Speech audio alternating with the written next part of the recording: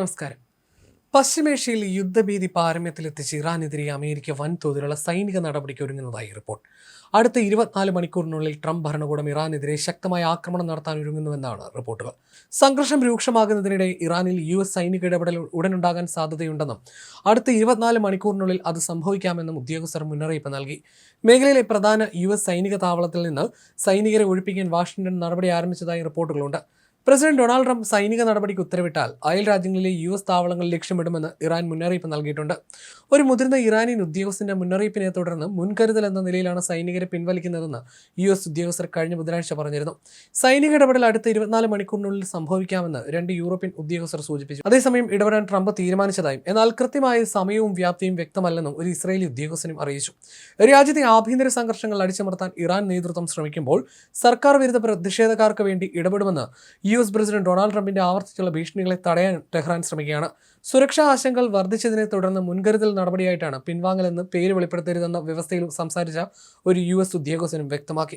പ്രദേശത്തെ ഏറ്റവും വലിയ US താവളമായ ഖത്തറിലെ അൽ ഉദൈദ് എയർബേസിൽ നിന്നുള്ള ഒഴിപ്പിക്കൽ നിലവിലെ പ്രാദേശിക സംഘർഷങ്ങളോടുള്ള പ്രതികരണമായിട്ടാണെന്ന് ഖത്തർ വ്യക്തമാക്കി. സൗദി അറേബ്യ, ഖത്തർ, ഒമാൻ എന്നീ രാജ്യങ്ങൾ പ്രധാനമായും ട്രംപ് ഭരണകൂടത്തെ സൈനിക നടപടിയിൽ നിന്ന് പിന്തിരിപ്പിക്കാൻ ശ്രമിക്കുന്നതായിട്ടാണ് റിപ്പോർട്ട്. ഇറാനെതിരായ ഏതെങ്കിലും സൈനിക നീക്കം മിഡിൽ ഈസ്റ്റിന്റെ സുരക്ഷയും ആഗോള സമ്പദ് വ്യവസ്ഥയും ഗുരുതരമായി ബാധിക്കുമെന്ന് അമേരിക്കയ്ക്ക് മുന്നറിയിപ്പ് നൽകി. ഇറാനിലെ പ്രതിഷേധക്കാരെ പിന്തുണയ്ക്കുന്നതിനായി ഇടപെടുമെന്ന് ട്രംപ് ആവർത്തിച്ച് വ്യക്തമാക്കിയിട്ടുണ്ട്. ഇറാൻ ഇത്രയും വലിയ നാശനഷ്ടങ്ങൾ ഒരിക്കലും നേരിട്ടിട്ടില്ല എന്ന് സായുധ സേനാ മേധാവി അബ്ദുൾ റഹീം മൗസൂബ് ബുധനാഴ്ച പറഞ്ഞിരുന്നു. ഫ്രഞ്ച് വിദേശകാര്യമന്ത്രി ജീൻ നോയൽ ബാരറ്റ് പറഞ്ഞത് ഇറാന്റെ ചരിത്രത്തിലെ ഏറ്റവും അക്രമശക്തമായ അടിച്ചമർത്തലാണ് ഈ സംഭവം എന്നാണ്. രാജ്യത്ത് നടക്കുന്ന പ്രതിഷേധങ്ങൾക്ക് പിന്നിൽ അമേരിക്കയും ഇസ്രയേലുമാണെന്നാണ് ഇറാൻ ആരോപിക്കുന്നത്. ട്രംപ് ദിവസങ്ങൾക്കകം ഇറാനിൽ ഇടപെടുമെന്ന് പരസ്യമായി ഭീഷണിപ്പെടുത്തിയിരുന്നു, എന്നാൽ വിശദാംശങ്ങൾ നൽകിയിരുന്നില്ല.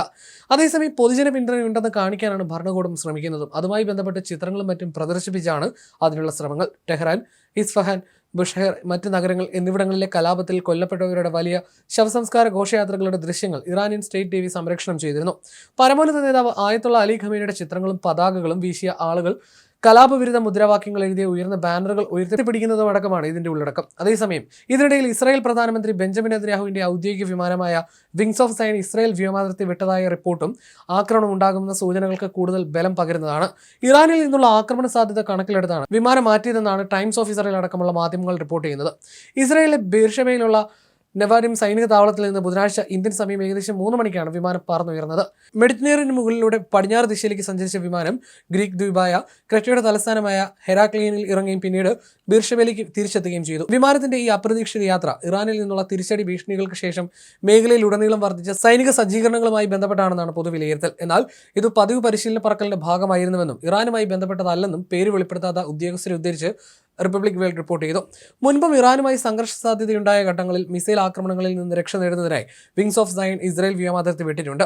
ഒരു സ്വകാര്യ ഓഫീസ്, വാർ റൂം, സങ്കീർണമായ പ്രതിരോധ സംവിധാനങ്ങൾ എന്നിവ ഉൾക്കൊള്ളുന്ന ഈ ബോയിങ് 767 വിമാനം പ്രധാനമന്ത്രിക്കും രാഷ്ട്രപതിക്കും വേണ്ടിയുള്ള പ്രധാന വ്യോമ ഗതാഗത സംവിധാനമാണ്. നെതന്യാഹു വിമാനത്തിൽ ഉണ്ടായിരുന്നു എന്ന കാര്യം ഔദ്യോഗികമായി സ്ഥിരീകരിച്ചിട്ടില്ല.